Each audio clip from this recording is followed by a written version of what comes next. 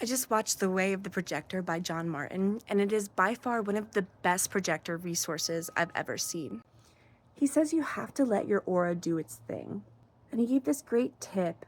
He said, if you can get to a point where you are allowing your aura to flow in the correct way, even when ordering a cup of coffee, you can have a successful interaction. Letting your aura speak for itself, letting your presence speak for itself. How do we put that into a practical, what does that actually look like? Simply, it means when you're in line waiting for that cup of coffee, it becomes your turn. The person ahead of you is paid, they've left the register. Stand and wait. Wait for the cashier to invite you to the register. Sometimes it will happen immediately. Sometimes they'll take a moment, collect themselves, but stand and wait, and you'll see that interactions will start to change.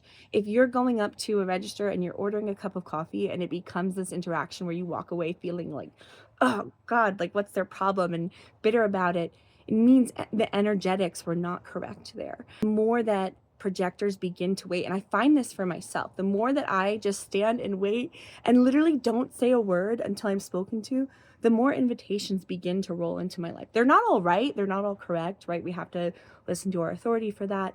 But I've noticed a huge difference in my own experiment as I begin to wait. And I think that this is a genius example of working in your strategy in day-to-day life. And listen, a cup of coffee is not a big life decision. It's not one of the top 4 reasons that you need to wait for invitation. Career, romantic relationships, bonds with others, and a place to live. That's where really waiting for the invitation, having the recognition, having your authority say it's okay for you, that's where that really comes into play. It doesn't have to be that way for things as simple as a cup of coffee, but it's a great way to get into the practice of waiting, of letting your aura work its magic. So yeah, let me know what you think of this. I think it's genius. Thank you so much for listening, and I hope you have a beautiful day.